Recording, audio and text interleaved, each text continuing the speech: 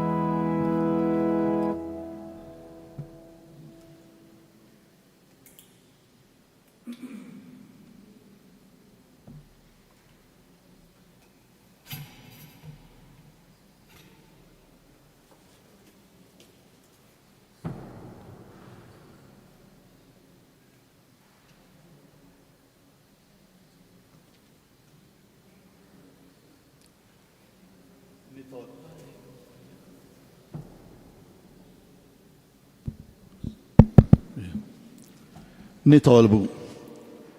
U għalla missier li titfa' ħarstek kollha ħlewwa fuq il-bledbin biex turihom li tħobbhom u ssejħilhom biex jissieħbu f'din l-imħabba tiegħek, għamel li permezz ta' ibnek Ġesu aħna nersqu lejn din l-imħabba billi nfittxu iżjed fil-ħajja tagħna li nimxu fuq il-passi ta' Kristu Sidna. U minkejja n-noqqasijiet u d-batijiet fil-ħajja tagħna, għatina l-kuraġġ li nerġgħu insibu lilna nfusna u nqiegħdu kollox f'idejh, ix-xewqat, it-tagħmiet u l-ħajja tagħna u nintefgħu fil-baħar tal-ħniena u tal-imħabba divina biex inkomplu nimxu warajh fil-merat tiegħu. Inkunu veri dixxiepli tiegħu billi nilqgħu is-sejħa li għamlilna u nwettqu l-missjoni affdata lilna għall glorja tiegħek bi Kristu Sidna.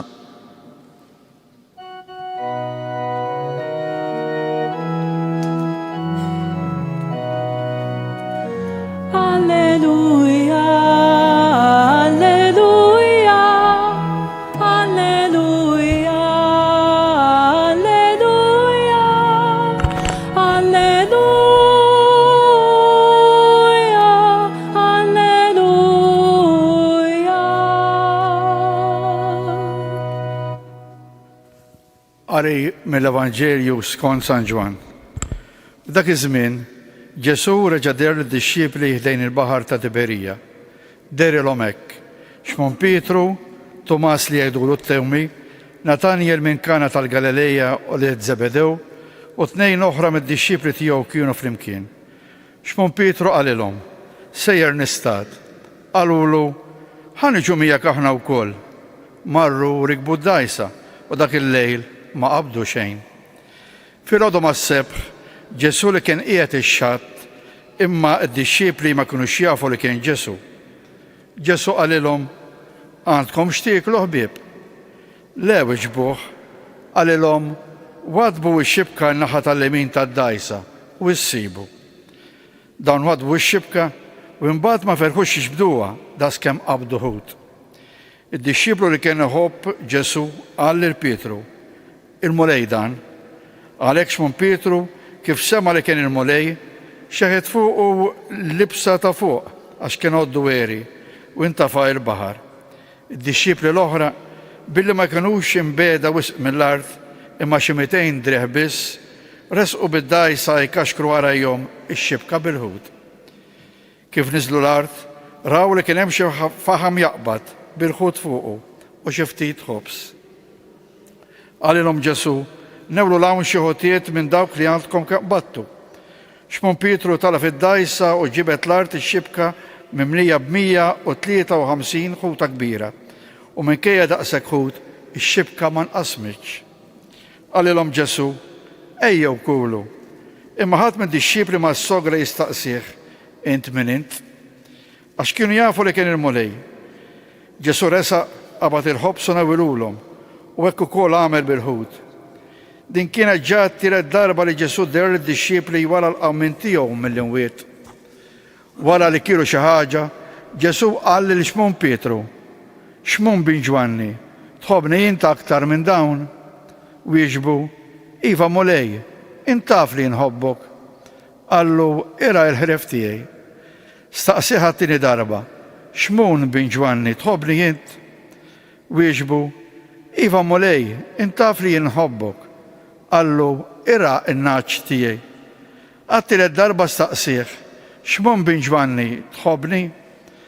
Pietru ħassaf sa ta' qalb staqsih għat-tielet darba, tħobbni, u qallu, mulej, int taf kollox, int taf li nħobbok.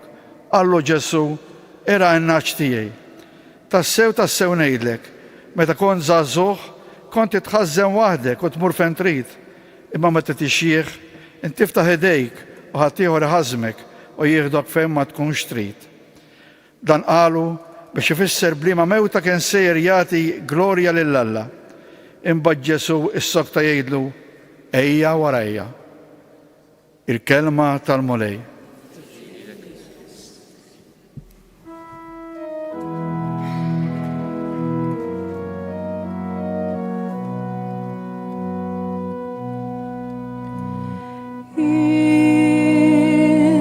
Għaddejt miexi ma xtajta, mux biex tfittex xi jaref jewani.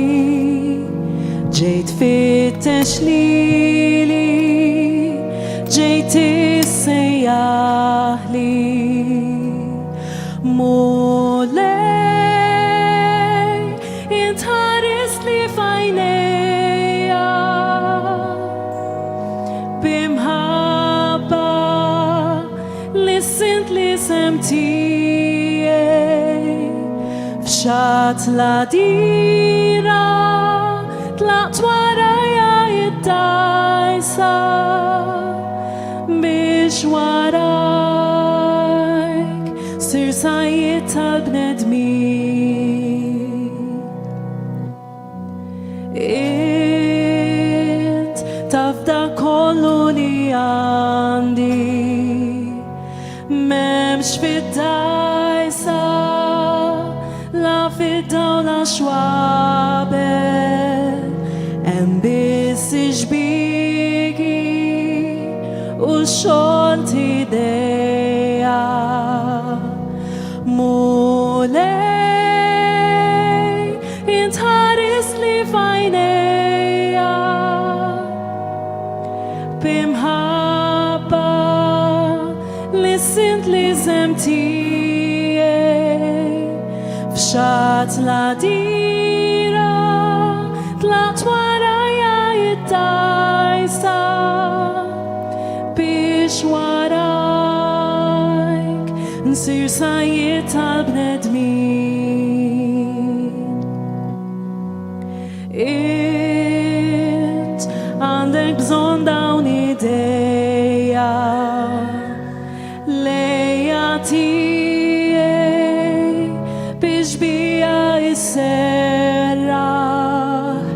Bimħabba mxenqa li tħobb għal dejjem mulej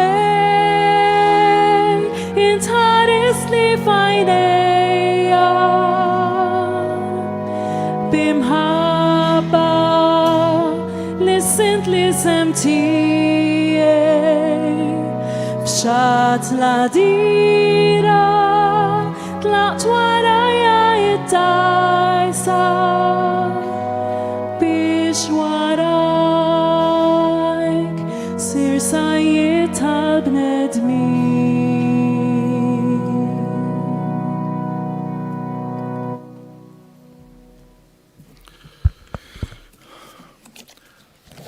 Il-Vanġelu li qrajna mill-kapitlu 21 ta' San Ġwan huwa meqjus mill-istudjużi bħala żieda għall-Vanġelu ta' Ġwanni wara kapitlu 20 illi jispiċċa b'konklużjoni miktub minn dixxieplu jew xi redattur.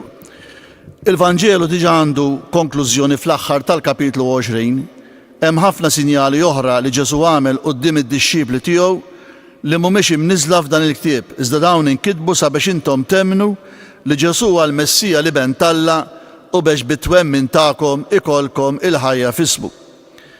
Imma m'hemm l-ebda evidenza ta' manuskritti l-aktar antiki illi l-Vanġelu xi darba eżista fiċ-ċirkolazzjoni mingħajr kapitlu 21. Għala nkiteb il-kapitlu 21. Is-suġġerimenti huma varji. Xi awturi jsostnu li l-awtur tal-Vanġelu kellu l-ħsieb li jagħlaq din il-kitba mhux biss bid-dehriet ta' Ġesu, imma permezz tas-simboliżmu tas-sajda juri lid-dixxiepli fil-ħajja personali tagħhom dwar id-dipendenza tagħhom fuqu. Li taġixxi mingħajr Ġesu bla fejda bħalma kienet is-sajda matul il-lejl u wkoll bil-missjoni tad-dixxiepli fid-dinja għas-salvazzjoni kif insibu fil-Vanġeli sinottiċi Mark, Mattew u Luqa. Qabel il-qawmien Ġesu hu l-uniku fil-Vanġelu li hu mibgħut minn Alla.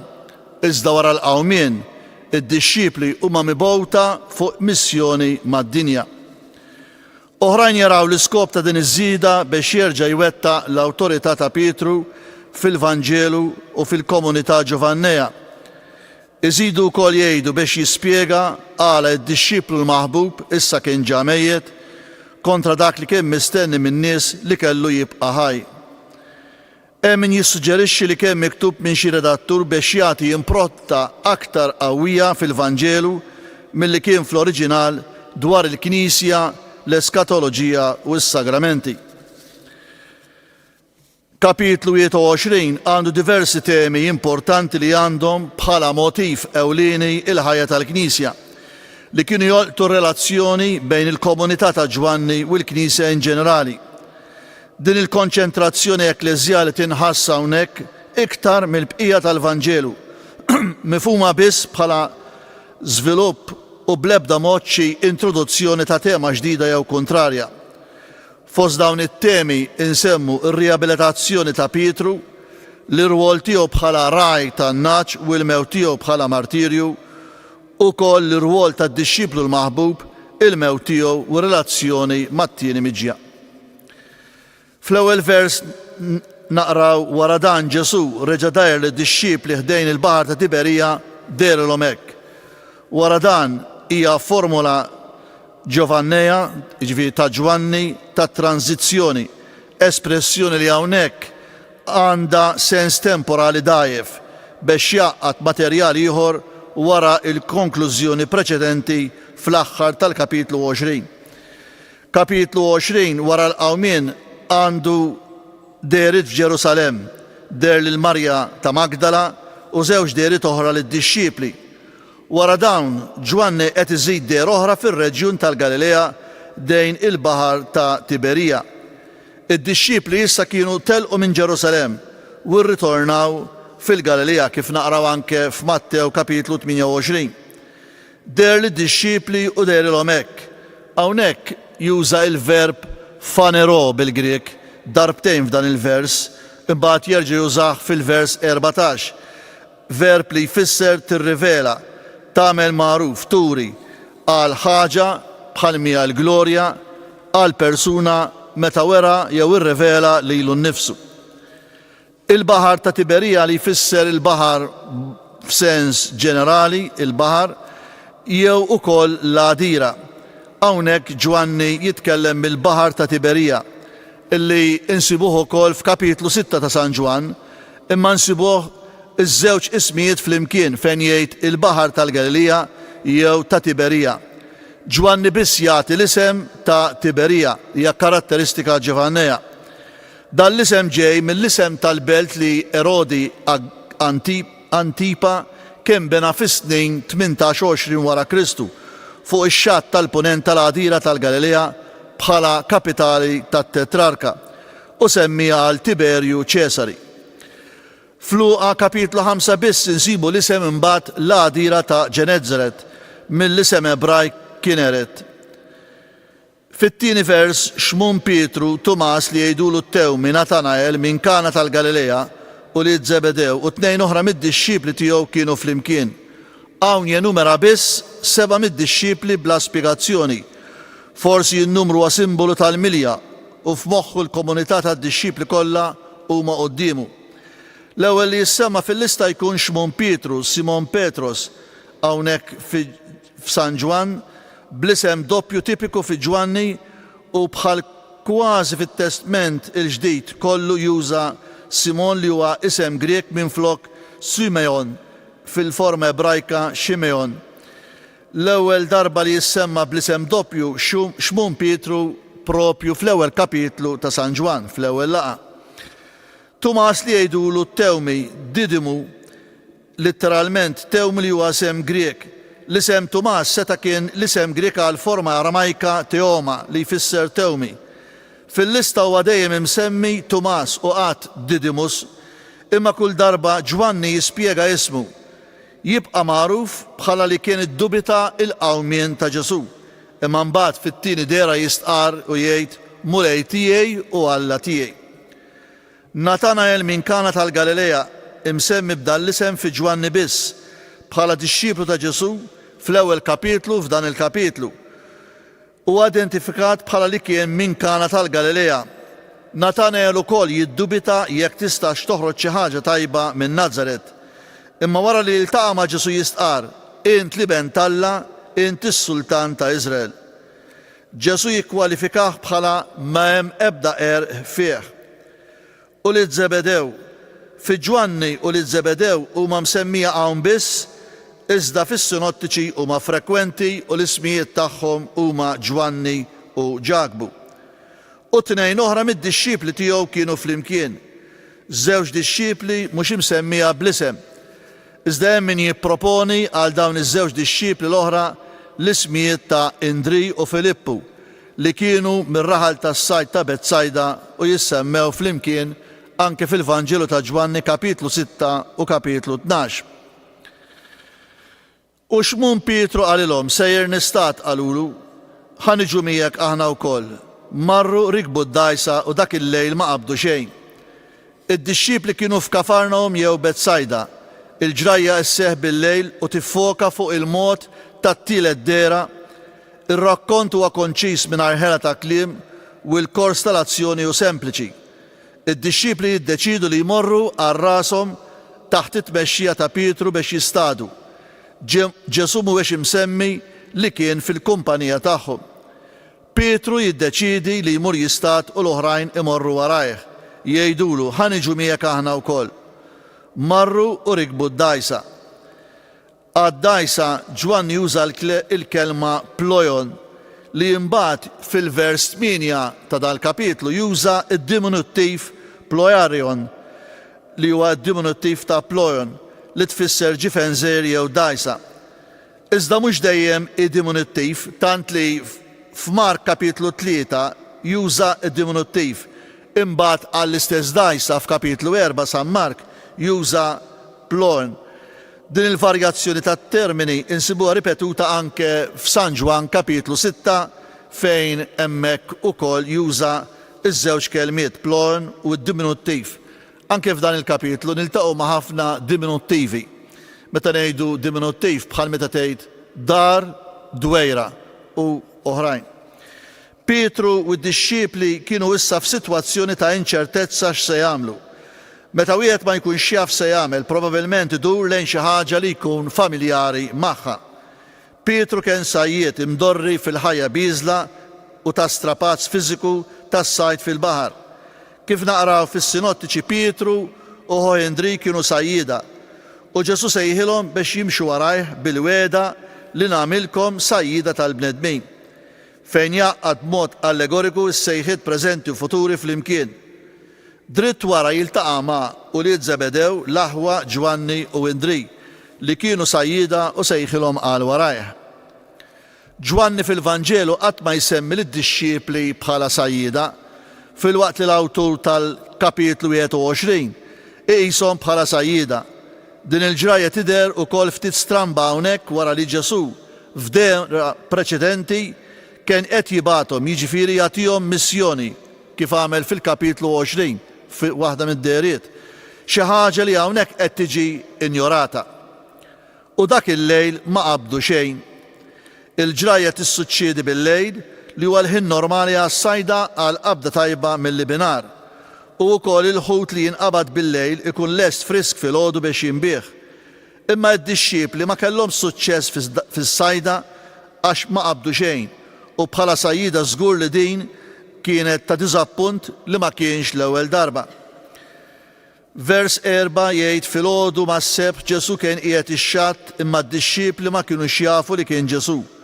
Filgħodu mas-sebt hawn juża in-nom fil-femmin li jfisser filgħodu kmieni huwa użat biss il-kelma fil-Grek hawnhekk biss tintuża f'San Ġwan.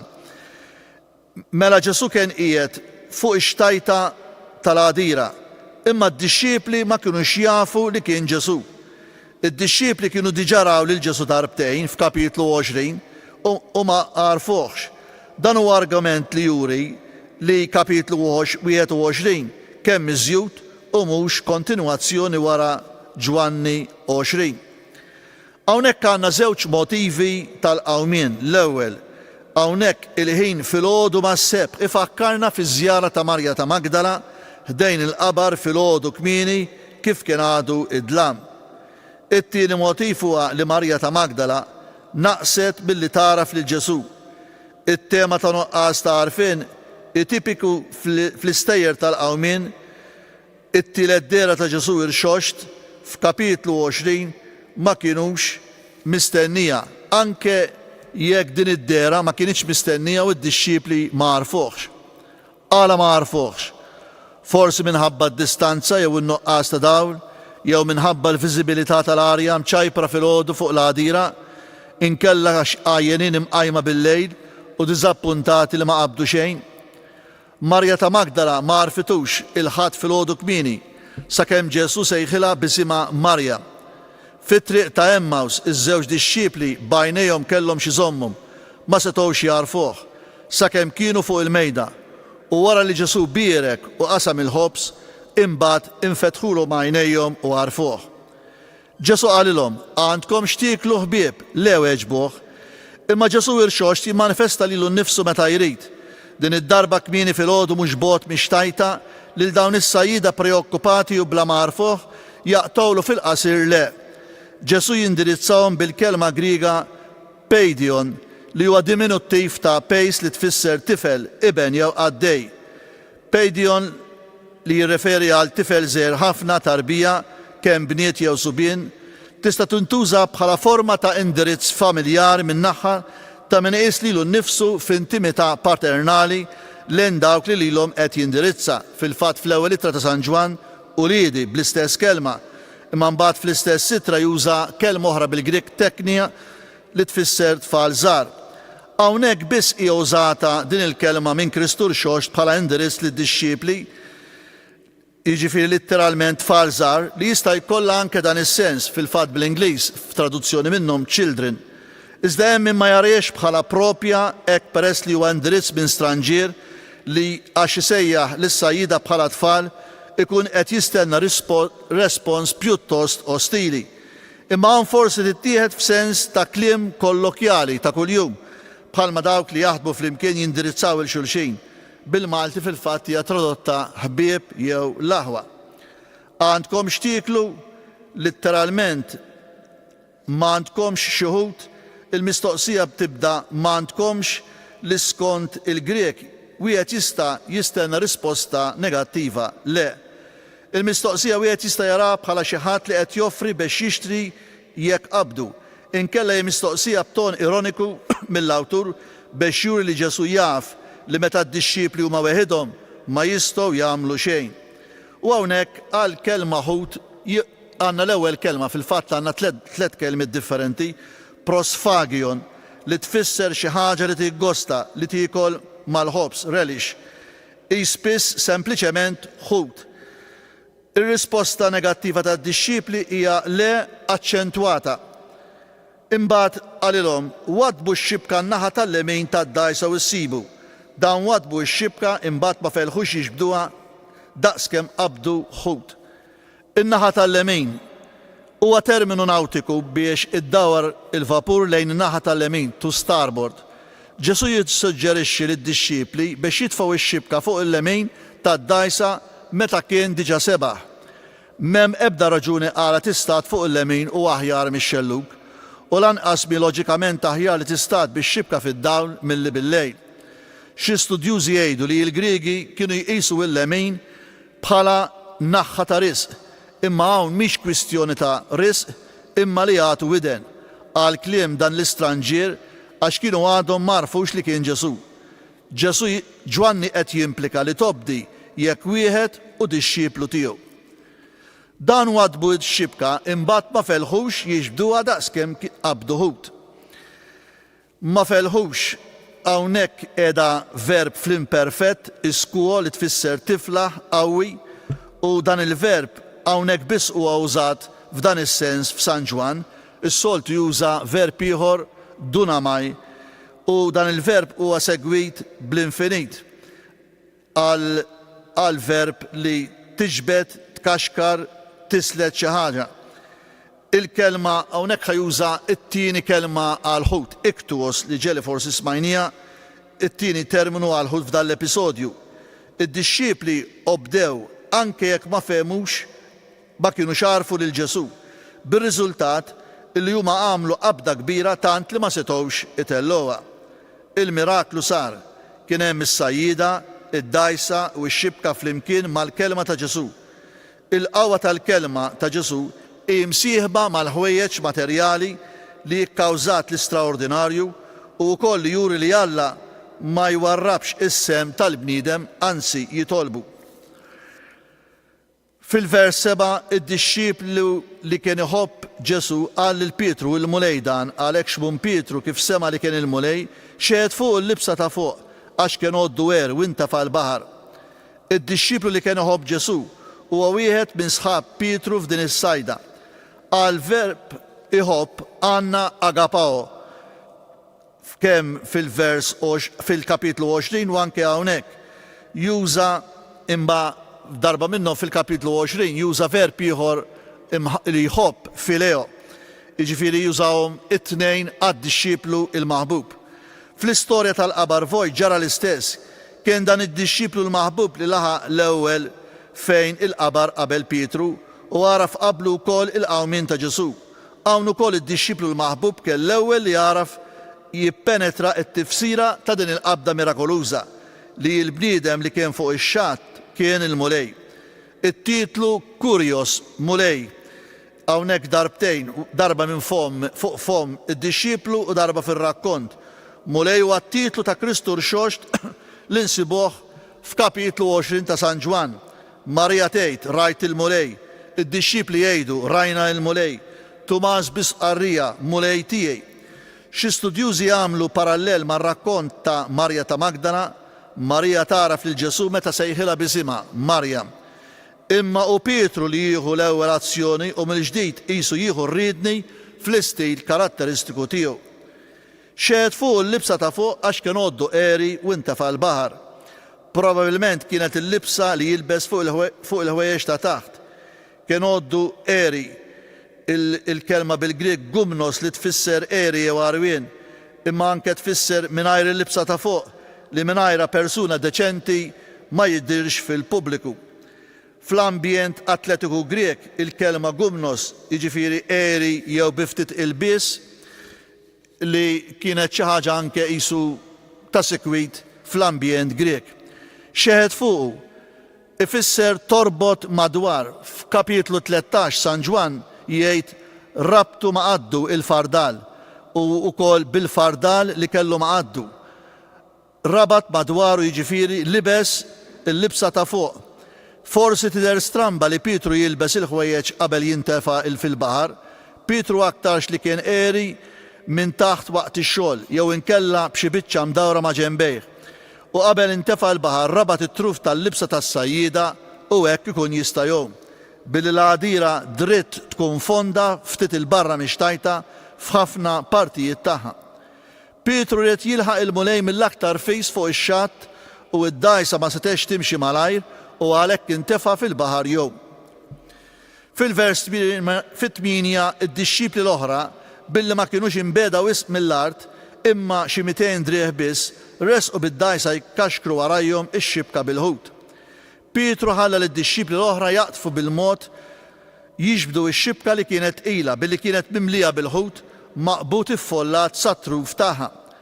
Għalkemm ma kinux il-bot imma rridu jaqtfu xi 200 drieħ. Hawnhekk jgħid xi 200 drieħ. Juża San Ġwan il-kelma ħoss illi bil-Grek li għandha diversi tifsiriet, użu komparattiv li jindika il-mod kif jipproċedi bħal meta tgħid bħal binar, ta' paragun bħal meta tgħid bħal fera u meta jużaw quddiem numru is-sens ikun ta' madwar. Mela d-distanza tax-xatt kienet ta' madwar 200 drieħ. Oriġinarjament drieħ imma il-kelma pekus li tfisser cubit kejl qadim mis-swaba sal-minkeb. Tul ta' drieħ ta' bniedem madwar 18 pulsier jew nofs jarda li huwa ftit inqas minn nofs metru. Allura 200 drieħ jagħmlu 100 jarda jew 91 metru. Ikaxkru warajhom ix-xibka bil-ħut. Id-dixxipli kellhom biċċa xogħol qiebsa jkaxkru x-xibka mimlija bil-ħut sat-truf tagħha. Jekk inqablu ma' Luqa kapitlu 5 fejn hemm rakkont simili, xmunu sħabu ma kaxkrux ix-xibka imma qabbew il-ħut fiż-żewġ dajes tant li għal ftit ma kinux qerqu bil-pis u għal din il-qabda kbira ta' ħut kien preżenti Ġesu tagħlima li hu biss permezz ta' Ġesu li d-dixxipli jistgħu jagħmlu il-frott bil-kotra. Fil-vers 9 u kif niżlu l-art raw li kien hemm xi ftit faħam jaqbad bil-ħut fuqu u ftit ħobs. Raw li kien hemm xi faħam jaqbad. Hawnhekk San Ġwan juża kelma antrakija, faħam jaqbad, charcoal fire. U użata hawnhekk li jirriferi għal faħam jaqbad fuq l-art użat biex iħejji l-ħut. L-uniku test ieħor fejn insibu din il-kelma fit-Testament il-ġdid ifakkarna meta Pietru kien ħdejn in-nar imkebbes bil-faħam fil-passjoni ta' Kristu meta qata sħana u ċaħdu 3 darbiet. Issa huwa okkażjoni fejn Pietru ipatti għalihom quddiem il-faħam jaqbad bil-ħut fuqu jew ftit ħobs. U hawnhekk għandna t-tielet kelma għal ħut, opsarion, li hija id-diminuttiv ta' opson illi tista' tfisser ikel imsajjar, relish, li jkun mikul mal-ħobs speċjalment ħut. Bħala ikel mikul mal-ħobs tista' tkun titbit in ġenerali jew speċifikament ħut. Insibuha wkoll għal ħut preservat jew mnixxef li hija tifsira wkoll fi Ġwanni. Imbagħad f'dan it-test hawnhekk fil-vers 9 li hija bl-istess tifsira, imma mbagħad fil-vers 10 juża opsarion fil-plural li tirreferi għal ħut li għadhom kemm qabdu. Imbagħad fil-vers 11 juża l-kelma l-oħra iktus fil-plural. Imbagħad fil-vers 13 jerġa' juża opsarion. Wieħed jinnota paralleli f'dawn it-testi bejn Ġwanni kapitlu 6 u Ġwanni kapitlu 21 fejn il-ħut li jittiekel mal-ħobs. Fil-vers 10 għalilhom Ġesu: Newru l-hawn xi ħutiet minn dawk li għadkom kemm battu. Ġesu kien diġà ħejja l-ħut, forsi qiegħda fil-singular fil-vers 9 u l-ħobs qabel ma ġiet il-qabda kbira tal-ħut. Minn dawk li għadkom kemm battu. Il-ver battu hawnhekk fil-vers 10 diġà jintuża fil-vers 3. Ifisser illi taqbad l-annimali jew il-ħut. Hawnhekk huwa użat għal-ħut. Mela Ġesu talab għal iktar ħut minn dak li qabdu biex jitbal id-dixxipli. Vers 11. Xmum Pietru tela fid-dajsa u ġibet l-art ix-xibka mimlija b'153 ħuta kbira u minkejja daqshekk ħut ix-xibka ma nqasmitx. Pietru x'ħin kien fuq ix-xatt ħal azzjoni mill-ewwel għat-talba ta' Ġesu għal-ħut. Xmum Pietru tala fid-dajsa. Fit-test Grek m'hemmx il-kelma dajsa imma tala biss. Allura xmum Pietru tala abbord jew imbarka. U ġibet l-art ix-xibka. Pietru jidher li qed jiġbed ix-xibka waħdu mimlija bil-ħut li turi s-saħħa fiżika tiegħu. U dak li ma felħux jagħmlu d-dixxipli qed jagħmlu Pietru innifsu. Dan juri wkoll l-irwol ewlieni tiegħu li jmexxi fost id-dixxipli. 153 ħuta kbira.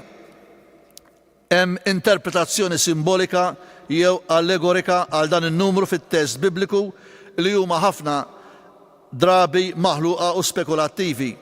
Hawn l-awtur ma jużax il-kelma li rajna qabel ħoss li tfisser madwar, imma jagħti n-numru preċiż. Qabel qal madwar 200 drieħ. Hawnhekk jagħti numru preċiż. U għalhekk dan in-numru kif jgħid Sant Wistin jista' ju misteru kbir. Hemm min jara n-numru 153 li jissimboleġġja l-att sħiħ tal-Knejjes fi żmien l-Evanġelista mqiegħda f'relazzjoni mal-missjoni universali tal-Apostli. 150 kienu fid-diaspora u 3 fil-Palestina, il-Ludija, is-Samarija u l-Galilija.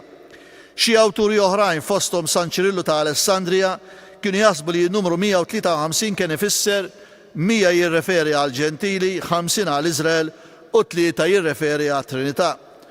Uħud fosthom Sant Wistin fem dan in-numru 153 l-att tan-numru minn 1 sa 17 u 17 huwa l-att tan-numru 7 u 10 fil-waqt li n-numru 7 huwa l-att tan-numri 3 u 4.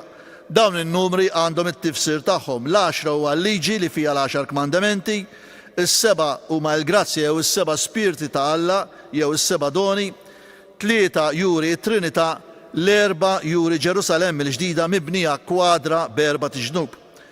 Oħrajn jirrikorru għal ġematrija, jiġifieri jagħtu valur numeriku għal littri fl-alfabet. U allura jaraw in-numru 153 l-att tal-valur numeriku tal-kelmiet bil-Grek Pietru il-ħut, Petros kai iktus, jew inkella il-valur numeriku tal-littri fl-Ebrajk għall-isem Simon Ġwanni, ekwivalenti għal 118 u 35 flimkien jagħmlu 153. Din il-ġematrija nsibuha anke darba fl-Apokalissi wkoll. Iż-zooloġisti Griegi kienu jgħidu li hemm 153 ħuta differenti fid-dinja u fuq din il-linja San Ġirolmu u oħrajn jgħidu li l-qabda kienet tikkonsisti f'153 ħuta differenti li kien hemm fil-Baħar tal-Galilea. F'dan jaraw simboliżmu li dawn is-sajjieda li Ġesu sejjaħ biex jistadu n-nies fil-qabda sħiħa hemm id-dinja kollha b'kull ġens ta' nies. Oħrajn jefokaw it-test ta' Eżekjel 47 fejn il-profeta jitkellem mix-xmara ta' il-Maġiri li kien ħireġ mit-tempju u f'xatt ix-xmara kien hemm is-sajjieda u x-xbiek tagħhom kienu mifruxa u l-ħut kien ikun ta' kull ġens u kotran daqs il-ħut tal-baħar il-kbir. Il-kobor tal-miraklu forsi qiegħed iktar fit-tifsira. Ġesu beda l-ministeru tiegħu bil-miraklu ta' abbundanza tal-inbit quddiem id-dixxipli f'Kana tal-Galilea u issa qed jikkonkludi l-ministeru tiegħu fuq l-art quddiem id-dixxiplu b'miraklu ieħor ta' abbundanza ta' ħut f'Tiberija fil-Galilea. Fiż-żewġ okkażjonijiet jispiċċa bil-verb fanero li semmejt l-ewwel, meta Ġesu juri jew jirrevela l-glorja tiegħu jew lilu nnifsu quddiem id-dixxipli. Għalhekk in-numru seta' kien ifisser b'mod simboliku l-universalità tal-missjoni Kristjana kif ukoll il-kobor tal-frott tal-missjoni tad-dixxipli.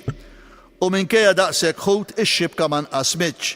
Ix-xibka ma nqasmitx il-verb skizzo li jfisser taqsam, tifret, tissepara. Hawnhekk għandna l-aspett ekleżjoloġiku f'dan is-simbolizmu. Minkejja daqshekk ħut ix-xibka ma kienitx maqsuma, jagħmel enfasi fuq l-abbundanza u l-unità. Ix-xibka hija s-sankta tas-sema u d-dixxipli għandhom il-missjoni li jistadu l-bnedmin, immexxija minn Pietru. Għalkemm fil-Knisja ix-xibka hemm daqstant insara, il-qabda, hemm l-unità, tibqa' sħiħa minkejja n-numru u l-varjetà ta' dawk li jemmnu fija il-qabda tal-ħut. Qalilhom Ġesu, ejjew kulu, imma ħadd mid-dixxipli mas-sogra jistaqsih int min int, għax kienu jafu li kien il-mulej. Kristu irxoxt ikompli jkun għaddej anke wara l-qawmien u jlesti l-ikel u jistedinhom. Ejjew kulu, ejjew huwa avverbju fil-plural b'mod illi qed iħeġġeġ ifisser ejja. Imma mbagħad ejjew kulu juża l-verb aristom in-nom ifisser l-ikel filgħodu, il-fatra jew tieħu breakfast, l-użu klassiku użat fit-Testament il-ġdid hawn biss. Imma ħadd mid-dixxipli mas-sogra jistaqsih, int min int, l-istess mistoqsija tal-Lut lil Ġesu f'kapitlu 8 ta' Ġwanni. Il-verb tistaqsi hawn għandu tifsira aktar minn sempliċi mistoqsija imma tinterrogah. It-titlu mulej nerġgħu niltaqgħu miegħu li sibnieh fil-vers 7 jesprimi dak li jesprimi f'kapitlu 20, it-twemmin post Paskwali fi Kristu rxoxt. Naraw f'dan ir-rakkont l-element ta' noqqas ta' għarfien li jidher fid-deriet ta' Ġesu u li Ġesu ikun magħruf waqt l-ikel. Vers 13 Ġesu resa qabad il-ħobs u newwelulhom hekk ukoll għamel bil-ħut. Ġesu irxoxt spiss jidher jiekol mad-dixxipli wara l-qawmien. U qed jurih biberija intima mhux biss isajjar l-ikel għad-dixxipli imma jagħtihom ukoll jieklu l-ħobs u l-ħut għalkemm qishom imħasba. It-tliet verbi hawnhekk resaq, qabad, newwel huma fil-preżent, b'kuntrast mat-test parallel f'kapitlu 6 fejn hemm il-miraklu tal-ħobs f'San Ġwan, radd il-ħajr, qasam huma fl-awrist. Din l-ikla qiegħda seta' kellha tifsira ewkaristika għall-ewwel insara. Il-kliem f'dan il-vers, jiġifieri l-verbi flimkien mal-ħobs u l-ħut li huma simboli ewkaristiċi bikrin, għandhom eku tal-Ewkaristija billi tuża il-vokabularju li hemm f'San Ġwan kapitlu 6 li jirripetu l-azzjoni ta' Ġesu fl-aħħar ċena għalkemm hawn jonqsu il-verbi radd il-ħajr u qassam. Dal-eku jidher iżjed għal fatt li ż-żewġ ġrajiet seħħew fl-istess ambjent tal-baħar ta' Tiberija, l-uniċi drabi imsemmija fil-Vanġelju, fejn Ġesu jagħti l-ikel lil-folla hawnhekk lid-dixxipli. Din kienet ġa t-tielet darba li Ġesu der lid-dixxipli wara l-qawmien tiegħu mill-imwiet. It-tielet darba li Ġesu der lid-dixxipli, l-awtur hawnhekk f'kapitlu 21 qed jagħmel id-deriet ta' Ġesu irxoxt lid-dixxipli tal-kapitli 20 u 21 bħala li jsegwu wara xulxin. Propjament fi Ġwanni hemm 4 deriet qed iħalli barra fis-sekwenza id-dera ta' Marja ta' Magdala, forsi għax ma kienx waħda mit-12. F'dan il-vers insibu żewġ verbi importanti, fanero li rajnieh fl-ewwel vers u issa fil-vers 14 jirrivela lilu nnifsu. Li Ġesu irxoxt jirrivela lilu nnifsu huwa marbut ma' Ġesu li irrivela lilu nnifsu fil-ministeru tiegħu. L-akbar rivelazzjoni ta' Ġesu kienet permezz tal-qawmien tiegħu mill-imwiet u hekk il-bnedmin setgħu jaraw lil Ġesu bħala mulej, kurjos, titlu moti lil Kristu rxoxt. Imbagħad għandna il-verb tal-qawmien egeiro wara li qam komuni fit-Testament il-ġdid li jfisser tqajjem terfa' insibuh spiss frabta mal-qawmien ta' Ġesu. Vers 15 wara li kielu xi ħaġa Ġesu qal li xmum Pietru, xmum bin Ġwanni tħobbni aktar minn dawn, iva mulej, wieġbu, intaf li nħobbok, qallu, ira l-ħrif tiegħi. Nafu li issa għandna 3 tifrus kważi l-istess, darba darbtejn 3 darbiet. Din il-parti Ġesu jgħaddi mis-simbolizmu tas-sajjiet għas-simbolizmu tar-raj. Ġesu l-ewwel jagħti jisseta' lil Pietru fil-ħidma missjonarja bħala sajjiet tal-bnedmin u wara li jmantnieh fiżikament jagħtih il-mandat biex jira u jieħu ħsieb il-ħrief u n-naġ bħala raj. Wara li kielu xi ħaġa Ġesu qal lil xmum, wara li kielu il-fatra, Ġesu issa jitkellem direttament ma' Pietru għala volja kien derlu qabel waħdu kif naqraw f'Salluqa 24 u anke fl-ewwel ittra lil-Korintin kapitlu 15. Ġesu ma jċanfarx lil Pietru imma jagħtih iċ-ċans li jirrepara għal 3 ġaħdiet wara li kien ftaħar fl-aħħar ikla li kien lest li jmut għalih. U għalhekk Ġesu jagħmillu l-istess mistoqsijiet għal 3 darbiet. Anke jekk fir-rakkont huwa msejjaħ xmum Pietru, Ġesu jindirizzah mhux bħala Pietru kif kien sejjaħlu fl-ewwel laqgħa tiegħu, imma bl-isem antik ta' xmun qabel ma sar dixxiplu. Forsi biex ifakru li ma kienx sod lejn Ġesu bħala blata, Kefa, jiġifieri Pietru, jiġifieri blata. Ġesu jistaqsi lil Pietru mhux biex ikun jaf, għax hu jaf li jaf, u Pietru kien konxju li Ġesu jaf, imma qabel jafdalu l-merħla, Pietru huwa mitlub jeżamina lilu nnifsu dwar l-imħabba akbar unikament quddiem Ġesu u jaraf il-qalb tal-bniedem. It-3 mistoqsijiet u t-3 weġibiet jidhru qishom l-istess, imma fil-Grek hemm varjazzjoni fit-termini verbali u sostantivi. Ħafna studjużi jaħsbu li t-termini varjati għandhom l-istess tifsira, iżda oħrajn juru l-fema li hemm differenza sottili u gradwali fit-tifsira. Xmum bin Ġwanni tħobbni jint aktar minn dawn? L-isem Ġwanni missier Pietru jidher biss fil-Vanġelu ta' Ġwanni. Tħobbni jint aktar minn dawn għal verb tħobb.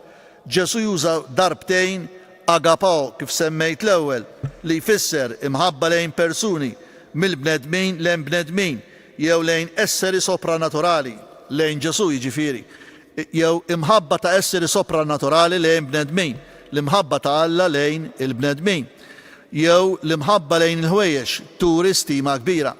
Aktar minn dawn, fl-ewwel mistoqsija biss juża il-kelma aktar minn dawn. Aktar minn xiex, ir-referenza mhix ċara, aktar minn dawn tista' tkun qed jirreferi għad-dgħajsa u s-sajd. Aktar mid-dixxiepli dawn, jiġifieri aktar milli Pietru jħobb lid-dixxiepli l-oħra. Probabilment dawn, jiġifieri Ġesu qed jistaqsi lil Pietru jekk hu jħobbux aktar milli d-dixxiepli l-oħra jagħmlu, jiġifieri jipparaguna l-imħabba li hu għandu lejn Ġesu ma tad-dixxiepli l-oħra lejn Ġesu. Ġesu jrid jaf jekk Pietru għadux b'imħabba sħiħa lejh. Iva mulej wieġbu, intaf li nħobbok. Hemm il-pronom int fit-3 risposti li jindikaw enfasi għal agapao ta' Ġesu. Fl-ewwel 6 mistoqsijiet Pietru jwieġeb bil-verb ieħor ta' mħabba fileo. It-3 darbiet fit-3 risposti ta' Pietru. U fit-tielet mistoqsija imbagħad Ġesu juża l-istess kelma li juża Pietru fileo. Fileo tfisser l-imħabba jkollok affezzjoni għal lejn persuni jew lejn ħwejjeġ post ta' onur. L-ispjegazzjoni tradizzjonali tara li fl-użu bibliku tal-kelma agapò il-kwalità ta' mħabba aktar qawwija li ma taħsibx fiha nfisha biss, imma lesta aktar li tagħti kollox akkosta kull sagrifiċċju. Fil-waqt li l-kelma fileo għandha aktar fil-mira b'mod sinifikanti l-imħabba affezzjonali reċiproka tal-ħbieb. Xi awturi ma jarawx xi differenza importanti bejn dawn iż-żewġ kelmiet ta' mħabba agapao u fileo u li sa minn meta qed jikteb il-Vanġelu lejn tmiem l-ewwel seklu, it-tifsira bejnietom kienet inqas distintiva u skambjabbli f'dan il-Vanġelu. Imma il-fatt li Ġesu juża aktar minn darba u Pietru imbagħad iwieġbu it-tnejn blużu ta' verbi differenti rispettivi għarif it-tielet darba għandu xi sinifikat. L-awtur fin-nisġa ta' dawn it-3 verżi jidher li f'moħħu hemm kontrast u hemm min jaħseb li Pietru qed ikun riservat fir-risposta tiegħu bil-ħsieb li jindika n-nuqqas ta' Pietru li baxxiet il-konfidenza tiegħu. Il-qofol hawnhekk hi l-imħabba ta' Ġesu jiġifieri li neċessarjament meħtieġa fid-dixxieplu. Allu, ira l-ħrief tiegħi. Qabel infissru dan il-vers iridu nagħmlu kumment importanti fit-3 ordnijiet rispettivi li Ġesu jagħti lil Pietru għandna varjetà fil-kliem, fil-verbi u n-nomi. Il-verb ira fl-ewwel u tielet darba Ġesu juża bosko, fit-tieni darba juża poimaino fl-imperattiv. Imbagħad għal ħrief arnion u għannaċ probaton u forsi probation. Ħanfissru l-ewwel il-verb ira, bosko u poimaino. Jidru qishom sinonimi. It-tnejn fis-70 jiġri fil-verżjoni Griega tal-Antik Testament jittraduċu il-verb Ebrajk ra. Fil-Vulgata it-tlieta huma tradotti l-istess, paxxere bil-Latin. Bil-Malti l-istess huma tradotti tira, imma bl-Ingliż huma tradotti feed u tend. Ira bosko ifisser f'sens attiv bħala raj li jitma' jew ħsieb, il-ħrief, in-naċ. Fis-sens passiv għal merħla li tira u titma'. Mela nistgħu ngħidu li bosko għandha aktar l-aspett li titma' l-annimal, to feed. Imbagħad għandna il-verb ieħor poimaino li tfisser tira, tieħu ħsieb, tend, tieħu lejn il-mera, lead to pasture. F'sens figurattiv hija attività li tħares tmexxi tirregola, fis-sens li tmexxi tigwida bis-simbolu ewlieni fil-moħħ għad-direzzjoni tal-kongregazzjoni. Meta Pietru fl-ewwel ittra jgħid ira l-merħla ta' Alla, hawn ira l-naċ tiegħi. Inkella wkoll tħares tieħu ħsieb u titma'. Min-naħa l-oħra dan il-verb poimaino għandu l-implikazzjoni aktar wiesa minn titma', imma dmir li tieħu ħsieb il-merħla billi tħarisa, tmexxija u titmaħħa, to tend, to shepherd. Ira l-ħrief tiegħi għal kelma ħrief għandna il-kelma Griega arnion li huwa diminuttiv ta' aren li jfisser ħaruf bħala annimal għal qatla. Fl-Apokalissi Kristu amuri bħala l-ħaruf bit-terminu arnion. San Ġwan fil-Vanġelu iktar juża it-terminu amnos għal ħaruf. Jekk in-naċ huma vulnerabbli, il-ħrief huma aktar u għadhom dipendenti fuq l-om. Ġesu kien fdat mill-missier biex jieħu ħsieb il-merħla u issa Ġesu qed jafda lil Pietru fil-ħsieb tal-merħla. Għalhekk Pietru għandu jitma' jieħu ħsieb il-merħla ta' Ġesu. Bin-nom, bil-pronom tiegħi kull darba Ġesu qed jagħmel enfasi li n-naċ huma tiegħu u mhux ta' Pietru, imma qed jafdalu il-kura u t-tmexxija tagħhom. Allu ira n-naċ tiegħi. Fit-tieni u t-tielet ordni dwar in-naċ hemm diffikultà dwar il-kelma fil-Grek u x'probaton jew probation. Hemm diversi possibiltajiet u insibuhom differenti fil-manuskritti. Probaton tfisser naċ bħal annimal tas-sagrifiċċju. In-naċ bħala simbolu tan-nies fl-allegorija tar-rajiet tajjeb u n-naċ. Jekk hemm il-kelma probation li hija diminuttiv ta' probaton tfisser ħaruf, għalkemm spiss użata mingħajr is-sens diminuttiv u għalhekk naċ. Vers 17 għat-tielet darba Ġesu staqsih x'bun bi Ġwanni tħobbni, Pietru ħassafsa ta' qalb għax staqsih għat-tielet darba. Din it-tielet darba għat-tielet bl-artiklu u allura l-artiklu jrid jindika enfasi li l-mistoqsija qiegħda ssir għat-tielet darba. L-ewwel żewġ mistoqsijiet ma kinux biżżejjed u Pietru fehem it-tifsira tat-tielet mistoqsija. Fit-tielet darba Ġesu biddel xi ftit il-mistoqsija kif semmejt minflok agapao juża fileo li bih qed iwieġeb il-Pietru biex jersaq iktar lejn it-tifsira tiegħu. Pietru kien konxju tad-djufija tiegħu imma perswas f'qalbu mill-imħabba personali. It-test juri li Pietru ħass qafsa ta' qalb. Xi wħud jaraw ukoll il-weġa ta' Pietru kienet minħabba l-effett taċ-ċaħdiet tiegħu li ġelu li Ġesu jiddubitaħ. Ġesu wara li jirreabilita lil Pietru meta poġġieħ quddiem in-nuqqas tiegħu qed iqiegħdu l-isfida biex iħares il-quddiem għal merħla ta' raj fost il-ħrief u n-naċ. Din l-awtorità ta' Pietru li jara li jipprovdi il-mera għall-ikel. Iżdu meħtieġ ukoll għalihom li jħobbhom b'imħabba tenera u qadi lejhom fuq il-mudell tar-raj it-tajjeb. Tassew ngħidlek meta kont żagħżugħ kont titħażżem waħdek u tmur fejn trid. Imma meta tixjieħ tiftaħ idejk u ħadd ieħor iħażbek u jieħdok fejn ma tridx.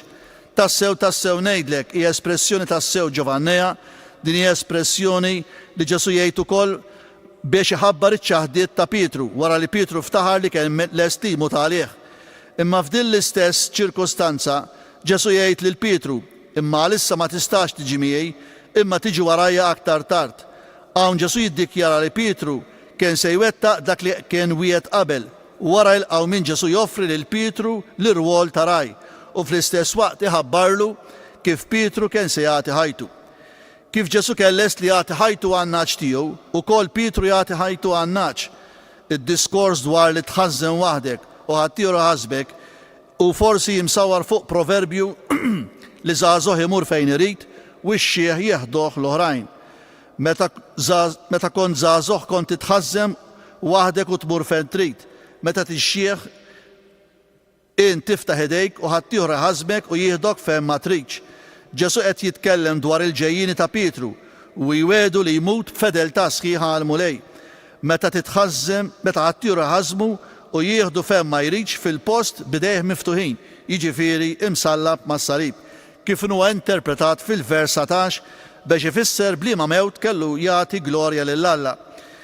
U dan il-kliem huwa simili għal dak li nsibu dwar il-mewt ta' Ġesu fil-Vanġelu ta' San Ġwan biex jurihom bliema mewt kien sejjer imut.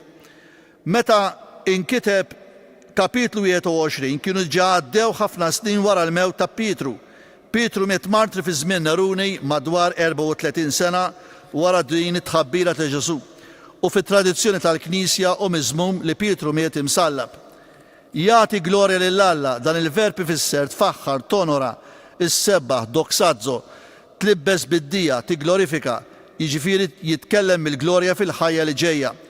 U termini komuni fi Ġwanni fejn il-ħajja kollha ta' Ġesu imurija bħala glorifikazzjoni tal-iben mill-missier. Il-glorifikazzjoni tal-iben tidher bil-mirakli li l-missier wettaq bl-iben, bil-ħidma tal-Paraklitu u permezz tagħhom li wkoll jigglorifikaw lill-missier speċjalment bil-martirju kif huwa s-sens hawnhekk.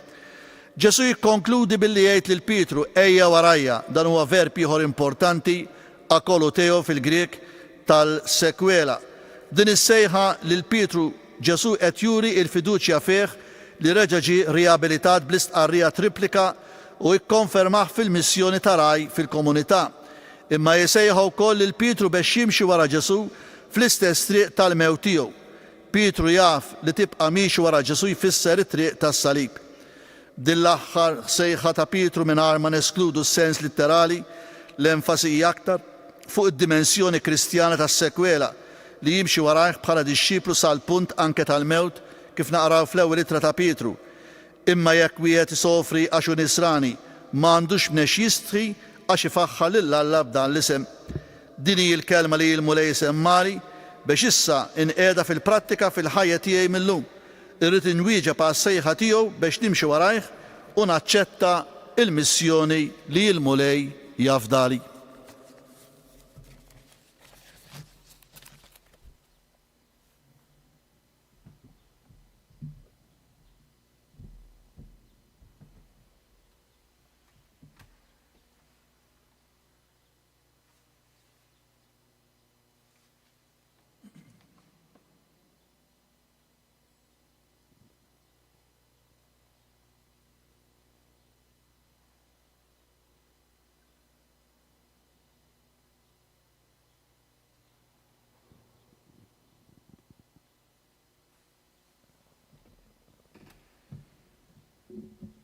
Issa nkantaw flimkien il-missierna.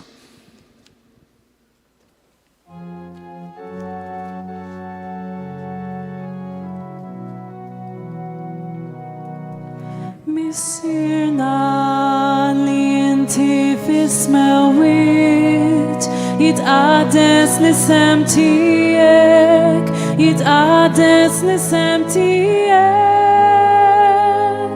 tiġi santnatek. Ikun dak li trid inti, ikun dak li trid inti, fis-sema hekk da fl-art.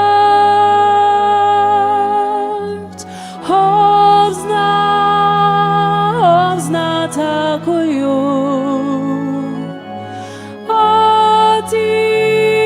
Għatina llum.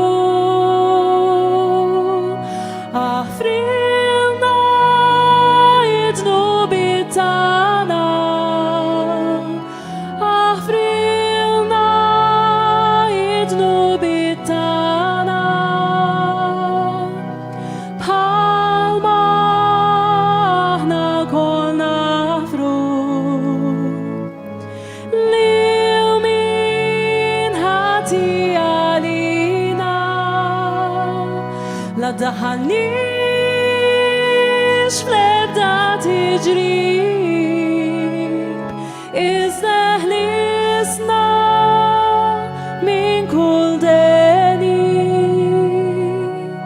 missirna.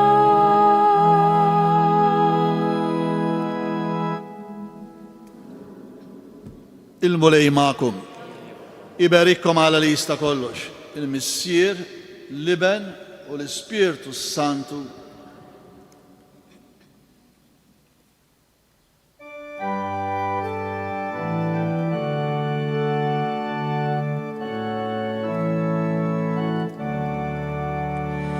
Fil-ħlewa ta' Mejju, tana Marija, o kemi doħleju ta' kismek sabiħ, kem toħroġ qawwija tikkelma min qalbna bit-tama li tagna jagħtik l-akbar ġieħ. Jintlax tas-sema ix-xemx tal-ħolqien, intlobta min ħalqek bik mimli kull żmien. Jekk tiftaħ fil-ġonna il-warda Maltija, tfakkarna Madonna fil-lewn ta' ħaddejk. Jekk titħak it-tija ta' kwike birzina, tfakkarna ħanina fil-ħarsa ta' għajnejk. Intlax tas-sema ix-xemx ta' U kif inhu xira l-lejla intemmu din ix-xandira diretta u din il-lezzju divina minn Monsignor Anton Mizzi bl-innu sabiħ li l-poeta nazzjonali kiteb lill-Verġni Om tagħna Marija biex jitkantal dan ix-xara żistaħħa ta' Mejju fil-ħlewwa ta' Mejju. U kif ninsabu fix-xahar ta' Mejju infakrukom illi propju nhar l-erba' illi ġej nagħtu bidu f'dan is-Santwarju ta' Pinu għall-erbat bitħejja għall-festa ta' Santa Marija, il-festa tal-Assunta. Dawn l-erbat li jibdew nhar il-7 ta' Mejju propju l-erba' li ġej u jibqgħu sejrin għal 15 il-erba' biex iwasluna għas-solennità tal-15 ta' Awwissu. Kif tistgħu taraw fuq l-iskreens tagħkom fis-santwarju l-ħinijiet tal-qudiesa jkunu fil-5, fis-6, fis-7 u nofs, fit-8 u nofs u fid-9 u nofs ta' filgħodu u fil-għaxija fil-5, fis-6 u nofs u fit-8. Dejjem b'riflessjoni fuq il-Madonna. Kun hemm ukoll adorazzjoni fis-skiet mill-11 ta' filgħodu sal-4 u nofs ta' nofsinhar u kollox jintemm bil-barka sakramentali fl-10 neqsin kwart ta' filgħaxija. It-talba tar-Rużarju fuq it-Suntier tkun fit-8 ta' filgħaxija u mill-ġdid fl-10 ta' billi nħeġġukom speċjalment l-awċin biex tiġu biħġarkom iżżuru lil Madonna matul dawn il-15 l-erba' u nkomplu nitalmu wkoll dwarha ispirati mit-talim tal-Papa Franġisku dwar il-Verġni Mbierka.